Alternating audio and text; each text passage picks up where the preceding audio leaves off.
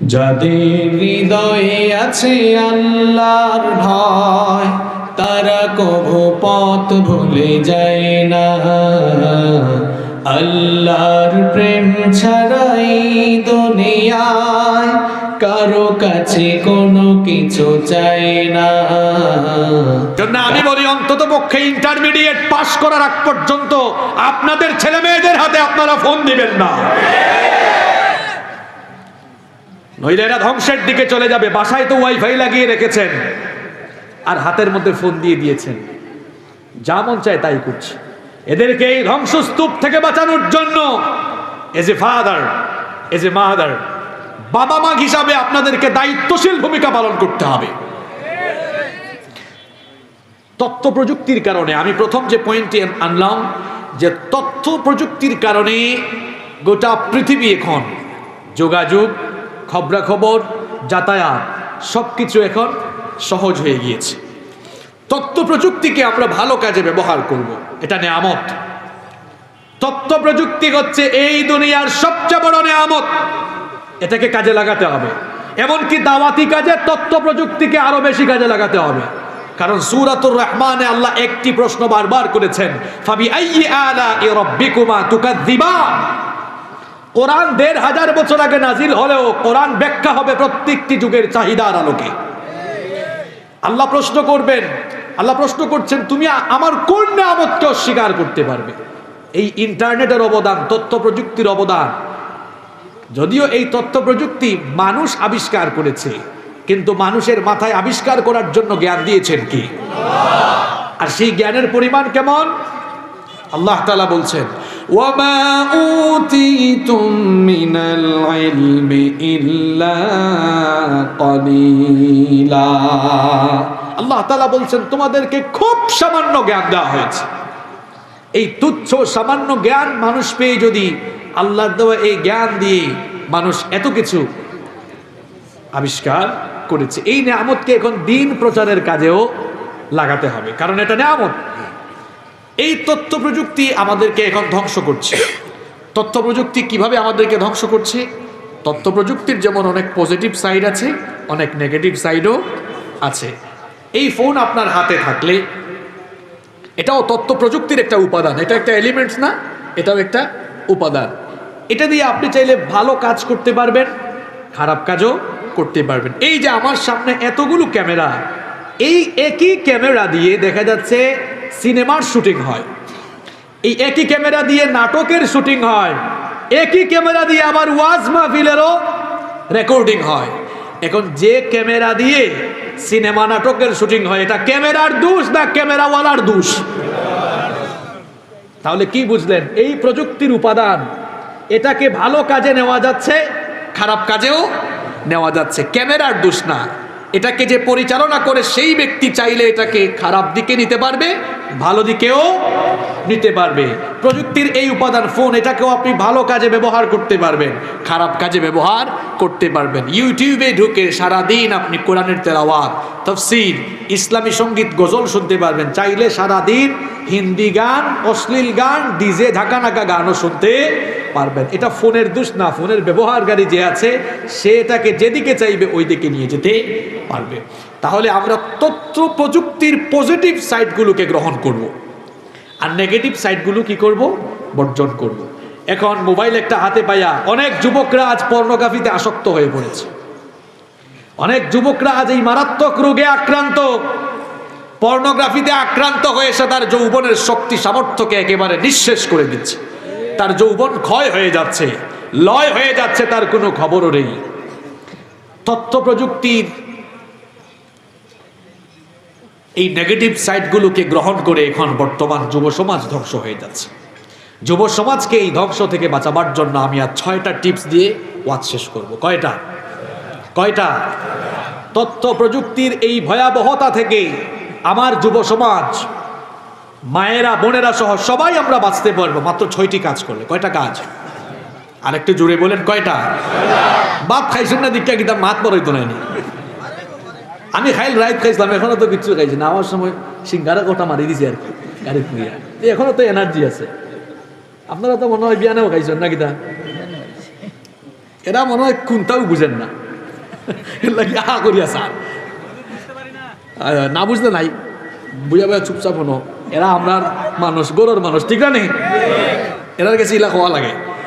আচ্ছা যাই হোক, তা তথ্য প্রযুক্তির এই ভয়াবহ কুফল থেকে বাঁচার জন্য আমরা কয়টা কাজ করব? নাম্বার 1 শুরু হচ্ছে আলোচনা। 1 নাম্বার, নিজেদের ভেতরে আমরা তাকওয়া ডেভেলপ করব। তাকওয়া এটি এমন এক গুণ, এটা যদি আপনার ভেতরে থাকে, কোনো মানুষ জোর করে পিটাইয়াও আপনাকে দিয়ে আর খারাপ কাজ করাতে পারবে না। কেন এই কথা আমি বললাম?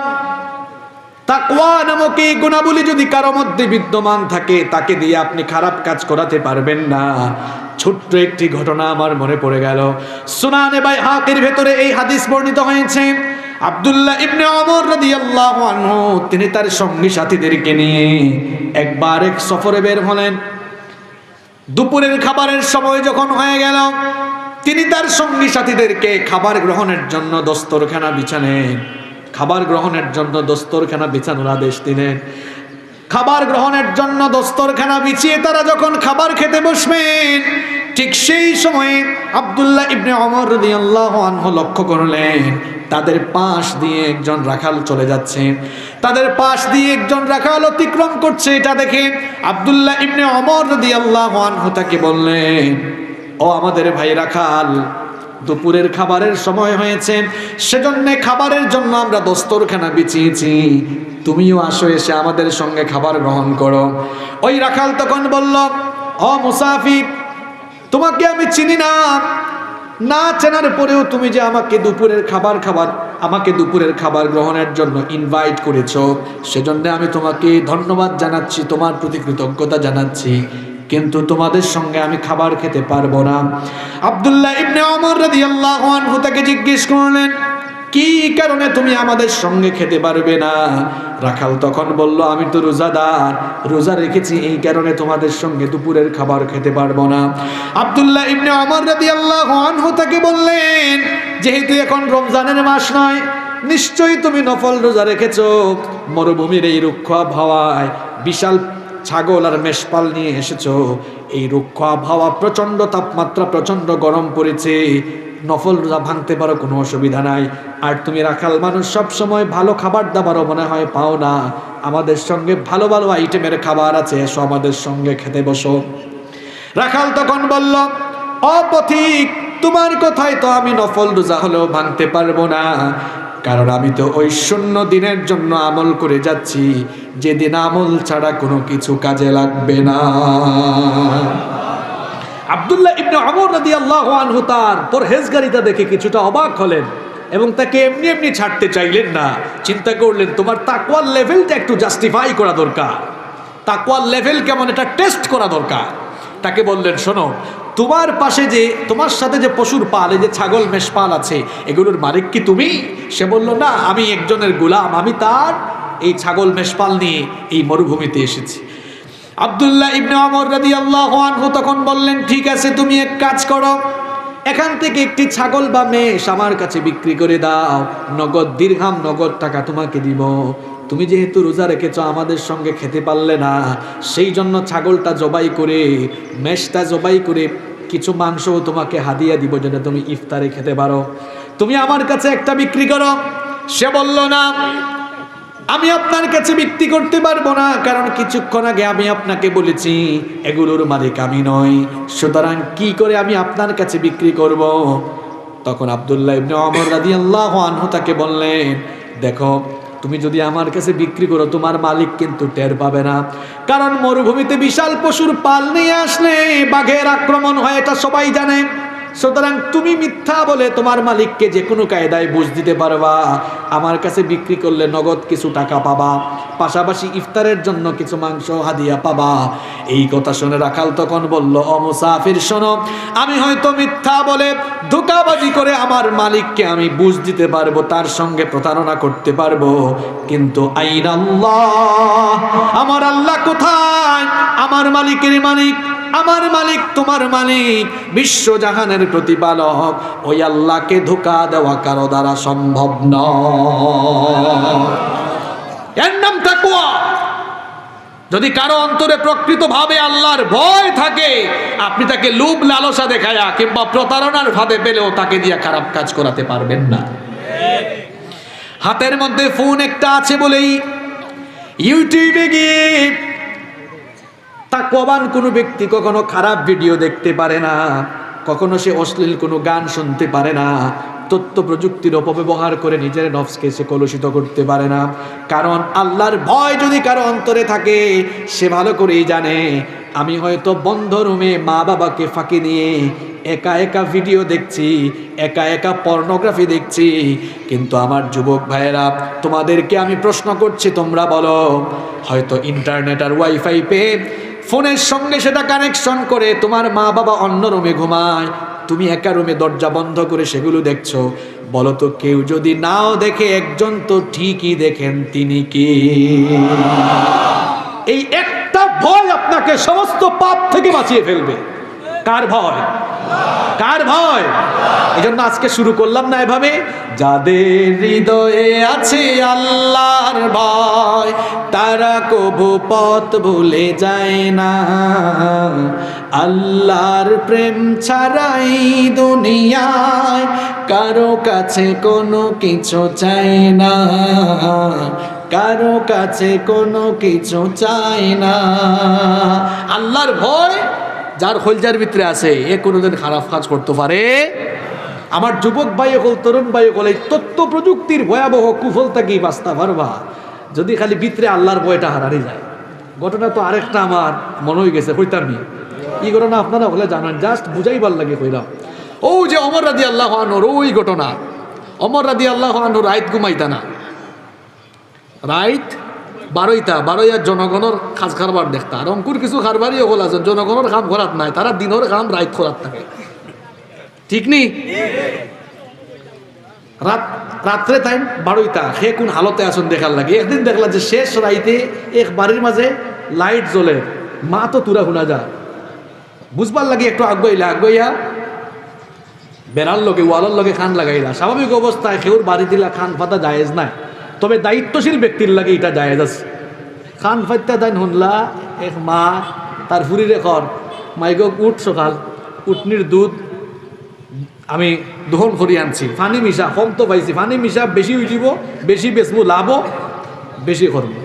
এখন ফুরিতে একটু বালা আছে, তাক পাবা হয় আম্মা আপনি জানেন না ওমর রাদিয়াল্লাহু আনহু আমিরুল মুমিনিন, তাই তো আদেশ জারি করছেন কোনো খাবার দাবারও বেজাল দেওয়া যাইতো নাই।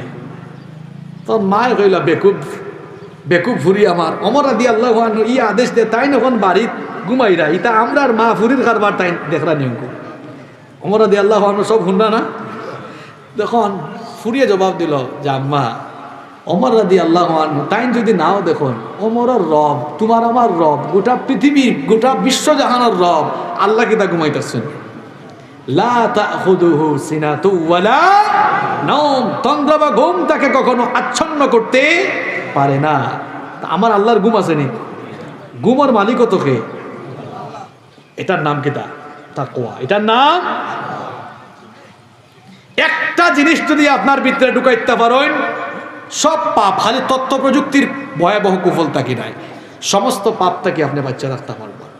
কোন জিনিসটা? ইন্নাল্লাহা কানা সামিআম বাসীরা, নিশ্চয়ই আল্লাহ তাআলা সবকিছু দেখেন, সবকিছু শুনেন। আচ্ছা আপনারাও তো দেখেন, আপনারাও তো শুনেন, আপনার আর দেখা শোনা আর আল্লাহর দেখা শোনা এক লাগান না কিতা? পার্থক্য আছে নি? আছে। কিলা পার্থক্য? দেখেন আমরা দেখি, এই দেখার একটা আমাদের দৃষ্টিশক্তির একটি লিমিটেশন আছে। ফর এক্সাম্পল এই পর্দার ওই পাশে কি হচ্ছে আমিও দেখছি না, আপনারাও দেখতে পাচ্ছেন না, কিন্তু আল্লাহ দেখছেন কিনা? দেখছেন কিনা? এখানে থেকে আমাদের বাড়িতে কি হচ্ছে আমরা কেউ শুনতে পাচ্ছি না। তাহলে বোঝা গেল আমাদের দর্শন শক্তি আর শ্রবণ শক্তির একটা লিমিটেশন আছে, সীমাবদ্ধতা আছে। নির্দিষ্ট একটি সীমা পর্যন্ত আমরা দেখতে পাই, নির্দিষ্ট একটি সীমা পর্যন্ত আমরা শুনতে পাই। মাইকম্যান বাই কইবা ঠিক করা সকাল। তার মানে বোঝা গেল, আমার কথা শোনা যাচ্ছে তো? আচ্ছা ঠিক হয়ে যাবো ইনশাল্লাহ।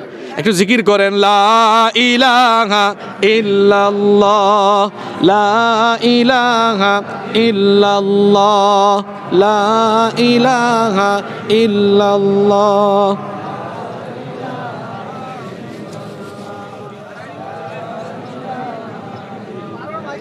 লা ইলাহা ইল্লাল্লাহ, লা ইলাহা ইল্লাল্লাহ। জেনারেটর আছে না? আচ্ছা, শোনা যাচ্ছে না ভাইরা? শোনা না গেলে জি নাই কেন আপনারা কইলা কিনা? কিরা চালাক মানুষ দেখলানি। আমি কইলাম শোনা যান না, কইন জি না। তে আমার ইকার না শুনলে জবাব দিলা গিলা আপনারা। দেখুন নি কারবা আস্তে আস্তে শোনা গেলেও তো হয়ে যায়, তাই তো ঠিক করবা ইনশাল্লাহ। কোন ঘটনা খোয়াতে আসলাম না, ফরিল ছিলাম তো এখন। আচ্ছা, দুধ মিশানোর ওই ঘটনা কইছিলাম। তাহলে দেখেন দুধে পানি মিশানোর ঘটনা যে আচ্ছা, একটা জিনিস আপনার ভেতরে থাকলে কখনো আপনি পাপের দিকে যাবেন না, যে আল্লাহ সব দেখেন, সব কিছু শোনেন। এখন আমাদের দেখাশোনা আর আল্লাহর দেখাশোনা একরকম নয়। আমাদের দেখাশোনার লিমিটেশন আছে, কিন্তু আল্লাহর দেখাশোনার কোনো লিমিটেশন। আমার আল্লাহ সব কিছু দেখেন, আমার আল্লাহ সব কিছু শুনেন। মাইকম্যান ভাই, আপনার কথাও তো শুনবে না এরা। বিদ্যুৎ চলে গেছে, বিদ্যুৎ চলে গেছে। আমাদের জেনারেটর চালু হলে মাহফিলের ওয়াজ শুনতে পারবেন ইনশাআল্লাহ। একটু সময় মাহফিলে সম্মানিত ভাইয়েরা বসে থাকুন। শুনতে পারবেন ইনশাআল্লাহ। সম্মানিত ভাইয়েরা, ইলেকট্রিসিটি চলে গিয়েছে, কারেন্ট চলে গিয়েছে, তবে জেনারেটর আছে, সেটাকে প্রসেস করে দেওয়া হচ্ছে। একটু সময় তো লাগবে, তাই না? এজন্য 1-2 মিনিট আমরা একটু ধৈর্য দিই, ইনশাআল্লাহ 1-2 মিনিটের ভেতরে সব ঠিক হয়ে যাবে। আর একটু জিকির করেন, লা ইলাহা ইল্লাল্লাহ, লা ইলাহা ইল্লাল্লাহ, লা ইলাহা ইল্লাল্লাহ, লা ইলাহা ইল্লাল্লাহ, সুবহানাল্লাহ ওয়ালহামদুলিল্লাহ, লা ইলাহা ইল্লাল্লাহ, লা ইলাহা।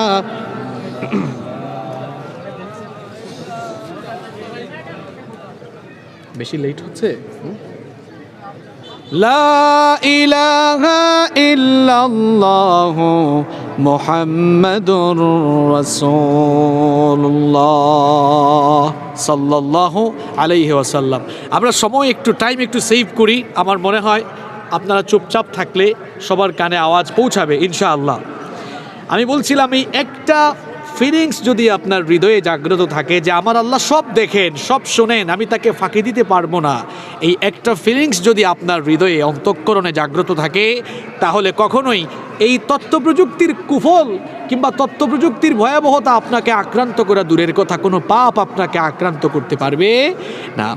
আমার আল্লাহ সব কিছু দেখেন, সব কিছু শুনেন এমনভাবে, যদি কোনো মহাসাগরের অতল তলদেশে ছোট্ট কোনো প্রাণী ক্ষুধার যন্ত্রণায় মহাসাগরের অতল তলদেশ থেকে চিৎকার দেয় আহাজারি করে, তার সেই আহাজারি, তার সেই ফরিয়াদ দুনিয়ার কেউ না শুনলেও, আসমান জমিনের কেউ না শুনলেও, আরশের মালিক আল্লাহ তার ফরিয়াদ শুনতে পান।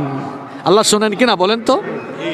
শুধু তাই নয়, শুধু তাই নয়, আমার আল্লাহ সব কিছু শুনেন, সব কিছু দেখেন। কিভাবে? এবার আরেকটু ভালো করে বুঝেন। ইউনুস নবীর কাহিনী আমরা সবাই জানি। আল্লাহর নবী সাইয়েদনা ইউনুস আলাইহিস সালাম, তিনি 3টি অন্ধকারের মধ্যে নিমজ্জিত হয়েছিলেন। মাছের পেটে তিনি গিয়েছিলেন। বেশ কিছু বর্ণনা এসেছে ত্রিবিধি অন্ধকারের মধ্যে তিনি নিপতিত হয়েছিলেন। 1 নম্বর অন্ধকার হচ্ছে রাতের অন্ধকার, 2 নম্বর অন্ধকার হলো সমুদ্রের তলদেশের অন্ধকার। সমুদ্র বিজ্ঞান নিয়ে যারা পড়াশোনা করেছে তারা জানে সমুদ্রের তলদেশটা বড় অন্ধকার। ইউনুস আলাইহিস সালাম ত্রিবিধি অন্ধকারে নিপতিত হয়েছিলেন।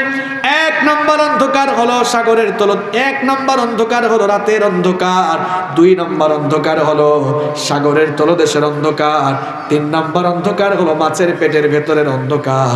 এই ত্রিবিধি অন্ধকারে নিপতিত হয়ে তিনি আল্লাহ তাআলার কাছে ফরিয়াদ জানিয়ে বলেছিলেন, লা ইলাহা ইল্লা আনতা সুবহানাকা ইন্নী কুনতু মিনাজ জালিমিন। তিনি আল্লাহ তাআলার কাছে ফরিয়াদ জানিয়ে বলেছিলেন, অগরব তুমি ছাড়া কোনো ইলাহ নাই, তুমি ছাড়া কোনো মাবুদ নাই, আমি তো জালেমদের অন্তর্ভুক্ত হয়ে গিয়েছি, তুমি যদি আমাকে না বাঁচাও, উদ্ধার না করো, আর তো কেউ উদ্ধার করতে পারবে না। ইউনূস আলাইহিস সালাম সমুদ্রের তলদেশে মাছের পেটের ভেতর থেকে তিনি যে ফরিয়াদ করলেন, হাজারি করলেন, আবার আল্লাহর শ্রবণ শক্তি বুঝাচ্ছি আপনাদেরকে, শ্রবণ শক্তি আর দৃষ্টি শক্তির পাওয়ার কতটা বুঝেন। ইউনূস নবীর ফরিয়াদ কোনো ফেরেশতা শুনে নাই, সমুদ্রের তলদেশের কেউ শুনে নাই, দুনিয়ার কোনো মানুষ শুনে নাই, আসমানের কোনো ফেরেশতা শুনে নাই, কেউ ওনার ফরিয়াদ না শুনলেও যিনি শুনেছেন তিনি কে? শুধু শুনেন নাই, সঙ্গে সঙ্গে জবাবও দিয়েছেন। ফাস্তাজাবনা লাহু ওয়া নাজ্জাইনাহু মিনাল গাম্মি ওয়া কাযালিকা নুনজিল মুমিনিন। আল্লাহ তাআলা জবাব দিলেন যে আমি আমার ইউনূসের ফরিয়াদের জবাব দিলাম, তাকে তার বিপদ থেকে বাঁচালাম। ওয়া কাযালিকা, এইভাবে করে ঈমানদাররা, মুমিনরাও বিপদে পড়ে আমার কাছে সাহায্য চাইলে নুনজিল মুমিনিন, মুমিন থেকেও বিপদ থেকে যিনি বাঁচিয়ে দিবেন তিনি কে? আমার আল্লাহর শ্রবণ শক্তি আর দর্শন শক্তির লিমিটেশন কেমন শুনেন। অন্য আয়াতে আল্লাহ বলেছেন, ওয়া ইয়ালামু মা ফিল বাররি ওয়াল বাহরি ওয়া মা তাসকুতু মিন ওয়ারাকাতিন ইল্লা ইয়ালামুহা। আমার আল্লাহ বলছেন, স্থলভাগ আর জলভাগে যা কিছু হয় সব কিছু তিনি জানেন। এমনকি এই দুনিয়ার কোনো দেশের কোনো প্রান্ত থেকে যদি কোনো একটি গাছের কোনো পাতা ছিঁড়ে যায়, কোন দেশের কোন প্রান্তের কোন গাছের কোন পাতা ছিঁড়েছে তার খবরও আমার আল্লাহর কাছে রয়েছে। যুবক আর তরুণ ভাইরা এবার শুনেন, যেই আল্লাহর কাছে গাছের পাতা পড়ার খবর আছে, হাতের মধ্যে স্মার্টফোন পেয়ে ইন্টারনেট কানেকশন দিয়ে তারপরে তুমি যে অশ্লীল ভিডিও দেখো, তুমি যে পর্নোগ্রাফিতে আসক্ত হয়েছো, তুমি যে মেসেঞ্জারের মধ্যে আকাম কুকাম করো, হোয়াটসঅ্যাপে যে আকাম কুকাম করো, কেউ না জানলেও তোমার প্রোফাইলটা লক করা আছে, তোমার পাসওয়ার্ড দেওয়া আছে, কিন্তু একজনের কাছে পাসওয়ার্ড দিয়েও কিছু লুকানো যায় না। চিৎকার করে বলেন তো তিনি কি? এই একটা ভয় আপনাকে সকল অপসংস্কৃতি থেকে, পাপ থেকে, গুনাহ থেকে বাঁচিয়ে দিবে। সেই গুণটার নাম কি? তাকওয়া। গুণটার নাম কি? এটা মুমিনের এমন একটি সিফাত, এমন একটি গুণ, এই গুণ যারা অর্জন করতে পারবে আল্লাহর কাছে তার মর্যাদা সবচাইতে বেড়ে যাবে। সুবহানাল্লাহ। আর এই একটা গুণ যার ভেতরে নাই, সে শয়তানের চেয়ে খারাপ হয়ে যায়। কারণ এমন কোনো আকাম কুকাম নাই যে আকাম কুকাম করতে তার মনে কোনো দ্বিধাবোধ কাজ করে, কারণ তার অন্তরে তো আল্লাহর ভয় নাই। এরা দেখলে শয়তানও আফসোস করে, কয় আল্লাহ তুমি যে কিতার লাগে আমার শয়তান বানাইছে, এদেরকে আমার বস হইয়া বই রয়েছে। তথ্য প্রযুক্তির ব্যাড সাইড, নেগেটিভ সাইড এবং কুফল থেকে বাঁচার জন্য আমি বলছি, এক নাম্বার যে বিষয়টি হৃদয়ের ভিতরে ঢুকাই ফেলতে হবে, যে গুণটি অর্জন করে যে গুণে গুণান্বিত হতে হবে, গুণটার নাম কি? সবাই বলেন তো। যুবক ভাইরা আরেকটু আওয়াজ দিয়ে বলেন, গুণটার নাম কি? আরো জোরে বলেন, গুণটার নাম কি? তাকওয়াবান মানুষেরা দুনিয়ার সবচেয়ে মূল্যবান। বেশ কয়েকটি হাদিস এসেছে, হাদিসটি মন দিয়ে শুনুন। আল্লাহর এই দুনিয়ায় তাকওয়াবান মানুষগুলো কত মূল্যবান শুনেন। এই দুনিয়া থেকে যখন একজন মুত্তাকি মানুষ চলে যায়, একজন মুত্তাকি মানুষের যখন বিয়োগ হয়, সে যখন দুনিয়া থেকে মারা যায়, একজন মুত্তাকির মৃত্যুতে আল্লাহর আসমান আর জমিনের ফেরেশতারা 40 দিন পর্যন্ত ক্রন্দন করে। কোনো মানুষ তার বাড়ি যদি চট্টগ্রামে হয়, চট্টগ্রাম থেকে যদি কেউ মারা যায়, সিলেটে, বরিশালে, খুলনায়, মুত্তাকি মানুষ হলে বিভিন্ন অঞ্চল থেকে মানুষের হৃদয় কাঁদে না? আচ্ছা, আল্লামা আহমদ শফি রাহিমাহুল্লাহ, ওনার ইন্তেকালের পরে আপনাদের একটু খারাপ লেগেছে না? জুনাইদ বাবুনগরী রাহিমাহুল্লাহ ইন্তেকালের পরে আপনাদের খারাপ লেগেছে না? আরো বহু আল্লাহওয়ালা বুজুর্গ অনেক আলেম ওলামা কিংবা মুত্তাকি ভালো মানুষ দুনিয়া থেকে গেলে হৃদয়টা একটু মোচড় দিয়ে উঠে না? একজন মুত্তাকি মানুষ শুধু দুনিয়ার মানুষই তার জন্য আহাজারি করে না, আল্লাহওয়ালা পরহেজগার মুত্তাকি মানুষ যখন দুনিয়া থেকে চলে যায়, তার মৃত্যুতে আল্লাহর আসমান আর জমিনের ফেরেশতারা 40 দিন পর্যন্ত ক্রন্দন করে। এটাই হচ্ছে জীবন, যে আমি চলে যাওয়ার পর মানুষ আফসোস করবে, আসমান জমিন কাঁদবে আমার জন্য, ঠিক কি না? কিন্তু এই দুনিয়া থেকে একজন আর দুইজন নয়, যদি লক্ষ লক্ষ কোটি কোটি কাফেরও চলে যায়, দুনিয়ার মানুষের হৃদয় তাদের জন্য কাঁদে না, আসমান জমিনেরও কেউ তাদের জন্য আফসোস করে না। আল্লাহ তাআলা কোরআনুল কারীমে বলেছেন, ফামা বাকাত আলাইহিমুস সামাউ ওয়াল আরদু ওয়া মা কানু মুনজারিন। এদের জন্য আসমান জমিনের কেউ আফসোস করে না, আহাজারি করে না। এদের মধ্যে কেউ কেউ আবার এমন জিল্লতি আর বেইজ্জতির সাথে দুনিয়া থেকে বিদায় হয়েছে, কারো কারো সীমা লঙ্ঘন, ক্ষুধাদ্রোহিতার কারণে আল্লাহ তাআলা এদেরকে এত নির্মমভাবে দুনিয়া থেকে বিদায় করেছেন। কারো কারো জুলুমের কারণে আল্লাহ তাদেরকে এমন ভাবে পাকড়াও করেছেন, কাউকে কাউকে আল্লাহ সমুদ্রে পানিতে চুবিয়ে মেরেছেন, যেমন ফেরাউন। কারো কারো সীমা লঙ্ঘনের কারণে আল্লাহ ল্যাংড়া মশা দিয়ে তাদেরকে দুনিয়া থেকে বিদায় করেছেন, যেমন নমরুদ। কারো কারো জুলুমের কারণে, সীমা লঙ্ঘনের কারণে এমন ভাবে আল্লাহ তাদেরকে পাকড়াও করেছেন, মানুষ থেকে আল্লাহ এদেরকে বানর বানিয়ে দিয়েছেন। এইভাবে এদেরকে এদের জাতির পর জাতি, গোষ্ঠীর পর গোষ্ঠী, বংশ শুদ্ধা আল্লাহর আযাবে ধ্বংস হয়ে দুনিয়া থেকে চলে গিয়েছে। কিন্তু এদের জন্য দুনিয়ার মানুষ তো দূরের কথা, আসমান জমিনের কেউ আজও আফসোস করে না। কিতাব জ্ঞানী বাজার এমন কেউ আসেনি যে নমরুদ আর ফেরাউনের লাগে আহাজারি করে, এমন কোন আল্লাহর কুতুব আছে নাকি এলাকা? হ্যাঁ, কিন্তু বালা মানুষ যারা, তার আল্লাহকে হৃদয় খান্দারানে হোকা যায়, মুত্তাকি মানুষ সকল মূল্যবান। এই কোরআন হয়েছে কি আরে সার্বজনীন কিতাব, সাম্প্রদায়িক না। তবে এই কোরআন তাকে হেদায়েত পাইব কারা? আল্লাহ কইছেন ফাইলাউ হুদাল্লিল মুত্তাকিন। মুত্তাকি হলে এই কোরআন তাকে হেদায়েত পাইব। সুবহানাল্লাহ। হোকা সময়ও শর্ট, আমরা সামনের দিকে একটু আগাই। তাইলে আমি যে বিষয়টা কইছিলাম, যে এই তথ্য প্রযুক্তির এই কুফল আর তথ্য প্রযুক্তির এই করাল গ্রাস, এটা থেকে বাঁচার লাগে যুবক ভাই হলে একটু মাতবা বলা করি। 1 নাম্বার কইছি, নিজের ভিতরে যে গুণটা ডেভেলপ করা লাগবো, এই গুণটার নাম কিতা? এই গুণটার নাম কিতা? তাকওয়া। আল্লাহর ভয় যদি অন্তর থাকে, তাহলে আমার দেখেও কোনো সময় খারাপ কাজ করাইতে পারতো। আমি যে 6টা পয়েন্ট করছি, 6টা পয়েন্ট কিন্তু মুখস্থ কইরা এর বাদে যাওয়া লাগবে, আর না খাইলি বল। আচ্ছা, 2 নাম্বার, নাম্বার 2, 2 নাম্বার হচ্ছে সব সময় জবাবদিহিতার অনুভূতি হৃদয়ে জাগ্রত রাখা, জবাবদিহিতার ফিলিংস। এই পৃথিবীতে আমরা যত কিছু করছি, সমস্ত কিছুর জবাবদিহি কিয়ামতের দিন যার কাছে করতে হবে। সবাই বলেন তো তিনি কে?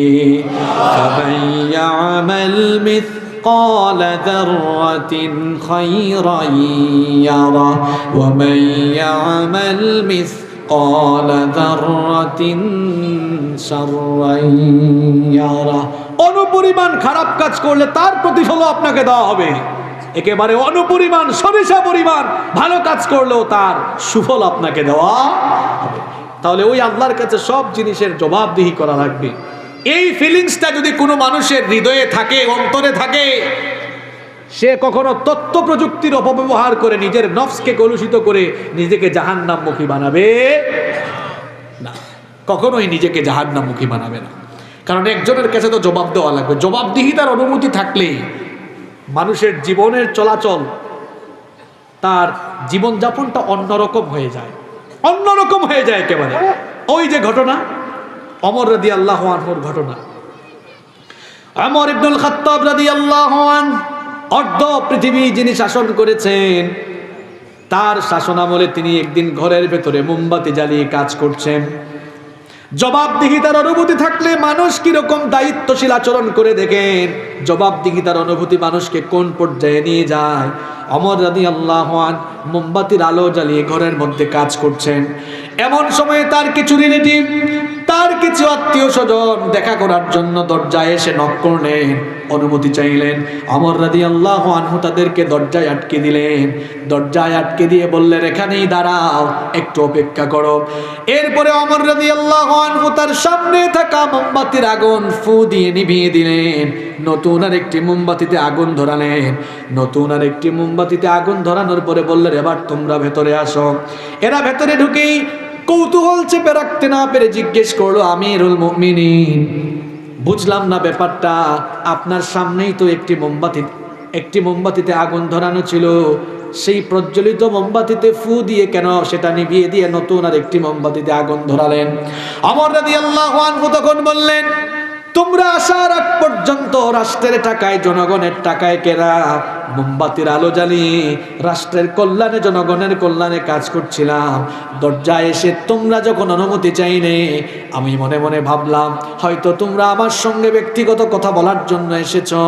চিন্তা করলাম রাষ্ট্রের টাকা জনগণের টাকা খরচ করে মোমবাতির আলো জ্বালিয়ে তোমাদের সঙ্গে যদি কথা বলি, রাষ্ট্রের সঙ্গে বেঈমানি হবে, জনগণের আমানতের খেয়ানত হবে, আমার আল্লাহর কাছে এর জন্য জবাবদিহি করা লাগবে। এই ভয়ে আমি রাষ্ট্রের টাকায় জনগণের টাকায় কেনা মোমবাতির আগুন নিভিয়ে দিয়ে নিজের টাকায় কেনা মোমবাতির আগুন জ্বালিয়ে তোমাদের সাথে কথা বলছি। দেখেছেন জবাবদিহিতার অনুভূতি মানুষকে কত দায়িত্বশীল করে ফেলে। এই জবাবদিহিতার অনুভূতি যদি আপনার হৃদয়ে পয়দা হয়ে যায়, তথ্য প্রযুক্তি কখনো আপনাকে নেগেটিভ সাইডে নিয়ে যেতে পারবে না।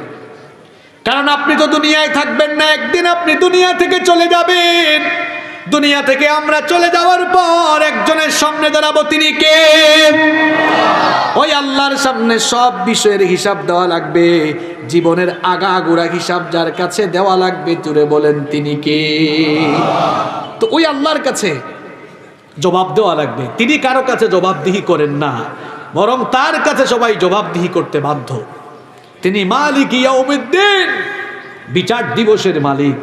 তো বিচার দিবসে যেই রব আমাদের কাছ থেকে হিসাব নেবেন, বিচার করবেন, যার কাছে আমাদেরকে জবাব দেওয়া লাগবে সকল কর্মকাণ্ডের, ওই ফিলিংসটা হৃদয়ে থাকলে তথ্য প্রযুক্তির নেগেটিভ সাইড কখনো আমাদেরকে সেদিকে নিয়ে যেতে পারবে না।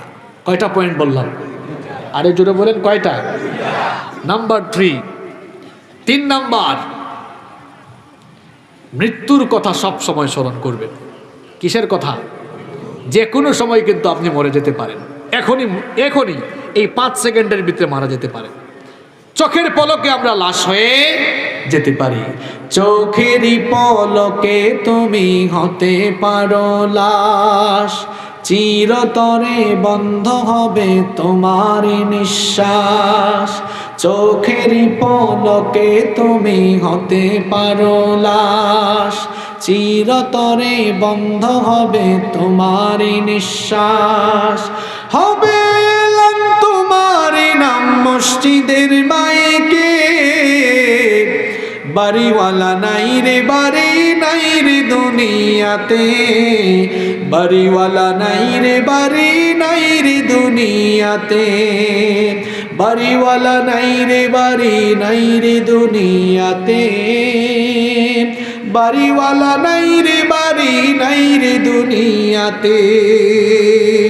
যারা একটু ক্ষমতা পেয়ে মানুষকে ভয় দেখিয়ে চলতেন, শোনো তাদেরকে বলছি, তোমার ভয়ে থাকতো মানুষ ছিল বাহাদুরি, ভাবনি হাওয়ায় ওরা তুমি যে রঙিন ঘুড়ি। তোমার ভয়ে থাকতো মানুষ ছিল বাহাদুরি, ভাবনি হাওয়ায় ওরা তুমি যে রঙিন ঘুড়ি। সুতুই টান দিলে মালিক, সুতুই টান দিলে মালিক পারবে না থাকিতে, বাড়িওয়ালা নাই রে বাড়ি নাই রে দুনিয়াতে, বাড়িওয়ালা নাই রে বাড়ি নাই রে দুনিয়াতে, বাড়িওয়ালা নাই রে বাড়ি নাই রে দুনিয়াতে, বাড়িওয়ালা নাই রে বাড়ি নাই রে দুনিয়াতে। গাড়ি বাড়ি মিল ফ্যাক্টরি টাকার পাহাড়, বিলাসিতায় কেটেছে জনম কত অহংকার। গাড়ি বাড়ি মিল ফ্যাক্টরি টাকার পাহাড়, বিলাসিতায় কেটেছে জনম কত অহংকার।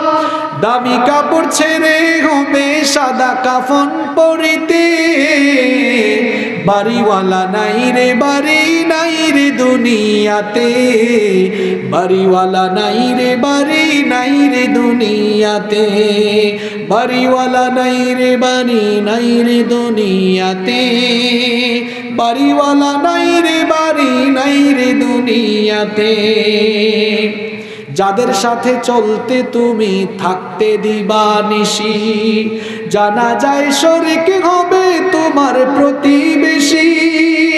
যাদের সাথে চলতে তুমি থাকতে দিবানিশি, জানা যায় শরীক হবে তোমার প্রতিবেশী। স্বজনেরা নিয়ে যাবে তোমাকে পালকিতে, বাড়িওয়ালা নাই রে বাড়ি নাই রে দুনিয়াতে, বাড়িওয়ালা নাই রে বাড়ি নাই রে দুনিয়াতে, বাড়িওয়ালা নাই রে বাড়ি নাই রে দুনিয়াতে, বাড়িওয়ালা নাই রে বাড়ি নাই রে দুনিয়াতে। দেখেন এই এলাকায় কত বাড়ি আছে, বাড়ির মালিক নাই, বাড়িওয়ালা আছে বাড়িওয়ালা নাই। বাড়ি বাড়ির জায়গায় থাকবে, বাড়িওয়ালা থাকবে না। জায়গা জমি জায়গা জমির জায়গায় থাকবে, জমিওয়ালা থাকবে না। মৃত্যুকে স্মরণ করুন, যার ভেতরে মৃত্যুর স্মরণ থাকবে, মৃত্যুর কথা যার মাথায় থাকবে। যুবক, তুমি যে কানে হেডফোন লাগায় তুমি যে সারাদিন ফোনের মধ্যে হাবিজাবি জিনিস দেখো, ওই অবস্থায় তো তুমি মরে যেতে পারো না। যুবক ভাইরা ভাবছে না হুজুর মরবো না, আমি এখনো যুবক, আমি বুড়া হই, চুলদারি পাকুক তারপরে মারা যাব। Keep in your mind, there is no serial of death. মৃত্যুর কোনো সিরিয়াল নাই। পৃথিবীতে আসার জন্য সিরিয়াল আছে, যাওয়ার জন্য কোনো সিরিয়াল নাই। দেখা যায় দুনিয়াতে আসার সময় সিরিয়াল মেনটেন হয়, প্রথমে আসেন দাদা, তারপরে বাবা, এরপরে ছেলে, তারপরে দাদার ঘরে নাতি হয়। এই রকম দুনিয়াতে আসার চমৎকার সিরিয়াল মেনটেন হয়, কিন্তু দুনিয়া থেকে যাবার কোনো সিরিয়াল নাই। মাঝে মাঝে সমাজে এমন করুণ দৃশ্য আমরা দেখতে পাই, ছেলের লাশ বাবা কবরে নামায়, অথবা নাতির লাশ দাদা কবরে নামায়। আছে না নাই?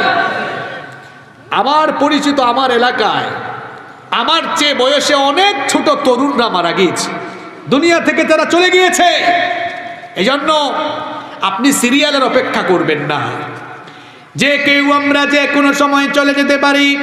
প্রত্যেক দিন বিভিন্ন মসজিদের মাইকে মানুষের মৃত্যুর খবর এলান হয়। এইভাবে করে এমন একটা দিন চলে আসবে, এই বৈরাগী বাজার এলাকার প্রত্যেকটা মসজিদের মাইকে মাইকে ঘোষণা হবে আপনিও দুনিয়া থেকে চলে গিয়েছে। কত মানুষের জানাজা এই এলাকায় হয়, কত মানুষের জানাজায় আপনারা যান। এমন একটা সময় আসবে যেই দিন আপনার লাশ কাফনের কাপড় দিয়ে পেঁচিয়ে মানুষও আপনাকে জানাজা দেওয়ার জন্য জানাজার মাঠে নিয়ে আসবে। আসবে কিনা বলেন? কত জানাজার পড়েছি নামাজ, দিয়েছি কত দাফন, কত জানাজার পড়েছি নামাজ, দিয়েছি কত দাফন। কোথায় যেন আছে আমার তৈরি সাদা কাফন, জানাজার পড়েছি নামাজ,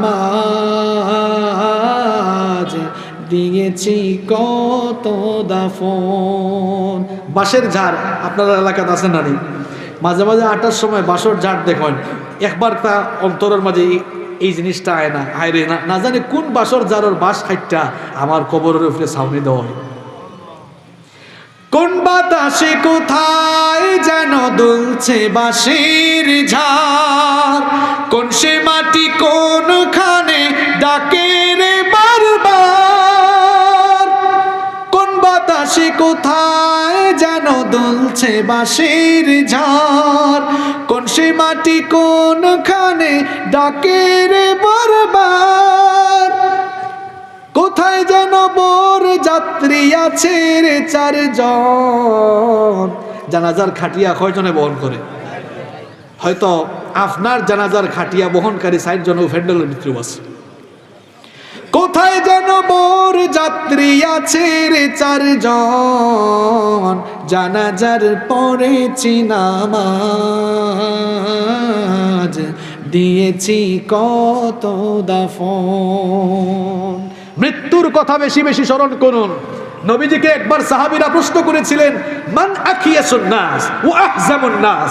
নবীজিকে প্রশ্ন করা হলো, নবী গো, মানুষের মধ্যে কে সবচাইতে বেশি চালাক এবং বুদ্ধিমান? ইতা প্রশ্ন আপনারা করলে কইবা, হুজুর কম বয়সে যে মাল কামাইলছে, টেকাউকা গড়বাড়ি বানাইছে, হেউ বুদ্ধিমান। ঠিক না নি? আল্লাহর নবীরে জিজ্ঞাসা হয়েছে, কে সবচেয়ে বেশি চালাক বুদ্ধিমান? নবীজি কিতা উত্তর জনাবলা হনকা। নবীজি তখন বললেন, আকথারুহুম যিকরাল লিল মাউত ওয়া আকথারুহুম ইস্তি'দাদান লিল মাউত ক্বাবলা আল মামাত। আল্লাহর নবী বললেন, মানুষের মধ্যে সেই সবচেয়ে বুদ্ধিমান যে মৃত্যুর কথা বেশি স্মরণ করে আর মৃত্যু পরবর্তী জীবনের জন্য প্রস্তুতি গ্রহণ করে। সুবহানাল্লাহ। কিছু মানুষের দেখি হে জাগা জমিরে একবারে ঠাইসিয়া দখল করিয়া খা। দেখছেন নি গত এক সপ্তাহ 8-10 দিন আগে কাহিনীটি আপনারা টেলিভিশনে দেখছেন না? বাপ মারা গেছে, 2 ফুয়ায় বাপর লাশ দাফন করাত নাই, দুয়েগু লাগছেন সম্পদ বাটাত আছে নিলা। তুই কতখান সম্পদ দিয়া যাইবে? তোর সম্পদ তো মাত্র 3.5 হাত। কয় হাত? কয় হাত? এদিন এক এলাকাত গেছি, এলাকার নাম খাম নাই কইবা না, কইলই তো নাই। সামনে ক্যামেরা কতটা আছে তো, এরা আমার এখানে থাম্বনেল বানাই লিব। তো এক এলাকাত গেছি, গিয়া ঘটনা যা শুনলাম বাস্তবিক এক কাহিনী কইলাম। বিচারা খুব সম্পদশালী মানুষ, মাত্র 2 ফুয়া। কয় ফুয়া? 2 ফুয়া। এখন বড় ফুয়া, এখন বাপ অসুস্থ হইল, বড় ফুয়াই চিন্তা করলো যে আমার বাপরে যদি চিকিৎসা করাই, এটা তার চিন্তা ভাবনা, চিকিৎসা করাইলে আরো কদিন বাঁচবো, যত সকাল মারা যাইবা তত সকাল আমরা সম্পদ বাগ বাটরিয়া করতাম। হায় রে হায়, দুনিয়াতে এখনো এমন মানুষ আছে চিকিৎসা না করাইয়া বাপরে কষ্ট দিছে এবং কষ্ট ফাইতে ফাইতে বাবা মারা গেছে। এরপরে সে বড় ভাই আর নিজের ছোট ভাইরে, আপন ছোট ভাইরে বাড়ি থেকে পর্যন্ত বাইরে করে দিছে। সমস্ত সম্পদ সে একলা বুক করছে, দখল করছে, বাড়িটারই সুবিধা। এই এলাকার সবে জানে এই কাহিনী, এর কারণে আমিও জানছি এই কাহিনীটাকে। তারে ফাইছিলাম আমি, মাহফিলও একবারে আমার খান্দাতে বইছে, কথা বুঝছেন নি? হায় রে হায়, মানুষের তো চিনা বড় দায়। কিছু মানুষের দেখবা মাহফিলও আয়া হুজুরের গালাতো বয়, আবার কনসার্ট হোক নায়ক নায়িকা গায়ক গায়িকা হোক গালাতো বয়। কিছু কিছু জায়গাত, এটা আমরা সিলেট আলহামদুলিল্লাহ নাই, বহুত জায়গাত আছে দেখি কনসার্টও মানুষ জাগাও না, মাহফিলও জাগাও না। এক এলাকা তিলা হয়েছিল টাঙ্গাইল, আজ থেকে 2 বছর আগে আমি এক মাহফিলে গেছিলাম। মাহফিল করে আমি থাকি গেছিলাম, রাত্রে অসুস্থ আসলাম শারীরিকভাবে। তো রাত্রে দেখলাম মাহফিলে খুব মানুষ, সকালবেলা এরা আমার বিদায় দেন দেখি কনসার্ট হনো দেখি মানুষ, কমিটি দিদারি দিকে এলাম কিতা বাবাই হনো দেখলাম মানুষ, খাইল রাত মাহফিল অন্যদিকে মানুষ। হয় হুজুর এক মানুষও 2 জায়গায় যায় বাক করিয়া, কিতা ইলা আছে না দেখো কাছে।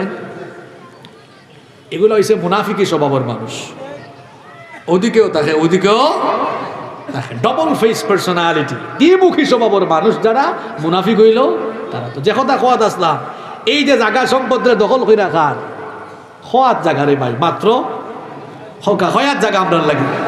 কত কোটিপতি মানুষ দুনিয়ায় থেকে গেছে গিয়া, কোনটা লইয়া যেতে পারছে, খয়াত জায়গা আছে আমরা লাগে। এর লাগে কই আমি মাঝে মাঝে আপনারা কবরস্থানও ভিজিট করবা গিয়া, গুরুস্থান আছে না এলাকা, কবরস্থানও গিয়া দেখবা আপনার লাগান বহুত বাহাদুর। এখন অন্য ঘুমো, যে রুমও ঘুমাও এই রুমে আর একটা খাট দিয়া তোমার আর একটা ছোট বাইরে অথবা অন্য কেউ রে রুমের ভিতরে রাখো। একলা রুমের ভিতরে থাকলেও খালি শয়তানি চিন্তা মাথা দিবে। আর আপনারা গার্ডিয়ান যারা আসুন, আপনারা রে কইরাম, আপনারা ছেলে মেয়েরারে বিয়ে দেওয়ার আগ পর্যন্ত খবরদার একলা রুমই তারা রাখবা না। কিনা রাখবা? যারা একাধিক ছেলে মেয়ে আছে, 2 ছেলে 2 গুলো এক রুমে ঢুকা, 2 খাট দিয়া হোক আর 2 এক রুমত থাকো, বুঝছেন নি? এখন এখন যদি এক ফুরি হয় এখন কিতা করবা? এটাও তো একটা প্রশ্ন, যে ওইদের আমার মাত্র এগু, এখন অত বড় এগুলো লইয়া আমরা লোক ঘুমাইতাম নি। সমাধান কিনা? সমাধান হইল রাতের বেলা তারে কইবা এই দরজা বন্ধ করিস না, দরজা খোলা রাখিস, পর্দা লাগাই রাখ, একটু বাদে বাদে যাইবা। আর সচেতন বাফুকা রাত্রে কিতা করবা জানেন নি? ওয়াইফাই লাইন ওটা বন্ধ করে তো রাখবা। আর ফোন রাত 11টার বাদে খাইবা দে, আমারও তো দে রাত 11টার বাদে ফোনের কিতা খাম, ঠিক নেই? এই যে সুন্দর সুন্দর কিছু পরামর্শ আপনারা দেওয়া গেলাম, এই পরামর্শগুলো মানবা। বিশেষ করে আপনারা গার্ডিয়ান যারা আছেন, মা বাবা, একটা কথা কইয়া গেলাম, ইন্টারমিডিয়েটের আগেও ফুয়াফুরিন্তরা তো ফোন দিবে না, কলেজ ও বিশ্ববিদ্যালয়ে যাওয়ার বাদে দিবা, দেওয়ার বাদেও রাত 11টার বাদে আপনারা তো আইন দিবা। আর সমস্ত পাসওয়ার্ড আপনার কাছে রাখবা, খুন বাইদি কিতা করে, ঠিক নেই? এই 6টা কথা কইয়া গেলাম। 6টা কথা দেখিছেন, মনে রাখছেন নি? এই তথ্য প্রযুক্তির ভয়াবহ কুফল থেকে বাঁচার লাগে 1 নম্বরে ভিতরে কিতা ঢুকানি লাগবো? তাকওয়া মানে খার ভয়, আরো জোরে খার ভয়। 2 নাম্বার জবাবদিহিতার অনুভূতি অন্তর সৃষ্টি করা, যত কিচ্ছু করি, যত তামসা করি, খার কাছে জবাব দেওয়া লাগবো। 3 নাম্বার একটা জিনিসকে বেশি বেশি মনে রাখা, জিনিসটার নাম কিতা? মৌত। আর একটু জোরে হোকা মৌত। এরপরে 4 নাম্বার কেনা কইছিলাম, আল্লাহ আর রাসূলের আনুগত্য করিয়া চলার লাগি নবী করিম সাল্লাল্লাহু আলাইহি সাল্লামের জীবন আদর্শ হিসাবে গ্রহণ করা, আপনার মডেল একজন। এখন যে আপনারা খালি ইউটিউবে আমাইয়া সাবস্ক্রাইব করুন, আর এখনকার যুবক হলে ও আবুল তাবুল কিছু ফাইনেশন ডিজে মার্কা, হেরা যুবক হলে অগুন করে তারা ইয়ে বানাইছে, কি জানি হয় আইকন হয়, হুজুর দেখছেন নি? তার 4 মিলিয়ন সাবস্ক্রাইবার, তার 8 মিলিয়ন ফলোয়ার ফেসবুকও। পৃথিবীতে সবচেয়ে বড় সেলিব্রিটি হচ্ছেন মুহাম্মদুর রাসূলুল্লাহ সাল্লাল্লাহু আলাইহি ওয়াসাল্লাম। তিনি এমন মাপের একজন মহামানব, 1500 বছর আগে ধরা এসে চলে গিয়েছেন, কিন্তু যার ফলোয়ারের সংখ্যা এখনো কমেনি। প্রত্যেক সেকেন্ডে সেকেন্ডে যার ফলোয়ার বাড়ে, এবং পৃথিবীর কোনো সেলিব্রিটি যার ধারে কাছেও নাই, যার ফলোয়ার এত বেশি অন্য কোনো সেলিব্রিটি তার ধারে কাছে নাই, কিয়ামত পর্যন্ত যেতে পারবে না। আল্লাহু আকবার। এজন্য আমার আপনার মডেল মুহাম্মদুর রাসূলুল্লাহ সাল্লাল্লাহু। এর বাদে 5 নাম্বার কিতা কইছিলাম? 5 নাম্বার পয়েন্ট, তথ্য প্রযুক্তি ব্যবহার একটু সমানে, যতটুকু দরকার ততটুকু, যতটুকু দরকার ততটুকু। নাম্বার 6, 6 নাম্বার, একলা থাকবা না সবসময়। এখন গাছতলাত বই, আজকে তো এই মাহফিলর আমার কাছে লাগে যে ইকানো মাঝে মাঝে বিকালবেলা যুবক হল বইন দেখবা আপনারা, মাঝে মাঝে 8-10 গুই এখানো বই রয়েছেন, কিন্তু এগুই আরেগুলোর লগে মাথা না, সবটি মাথা তোলে দিই আসেনি, এগু আরেগুলোকে মাথা না। আগে বিয়া সাথে আমরা গেলে দেখা সাক্ষাৎ হইলে আমরা সবে বইয়া আমরা গল্প গুজব করতাম, এখন ইটা নাই, সব খাইয়া দিয়া চেয়ারও বইয়াও। এখন শুধু তাই নাই, হবাই খান আর হবাই এখন খাইতে খাইতে যে ইবাই বরিয়া যার কেন আর দেখেন না, আসেনি লাখুক আছেন, একলা থাকবা না। এই 6টা পয়েন্ট হয়ে গেলাম ইনশাআল্লাহ। এই 6টা পয়েন্ট যদি আমরা মানতাম পারি, তথ্য প্রযুক্তির অপব্যবহার থেকে বাঁচতাম পারবো। আল্লাহ তৌফিক দান করুক।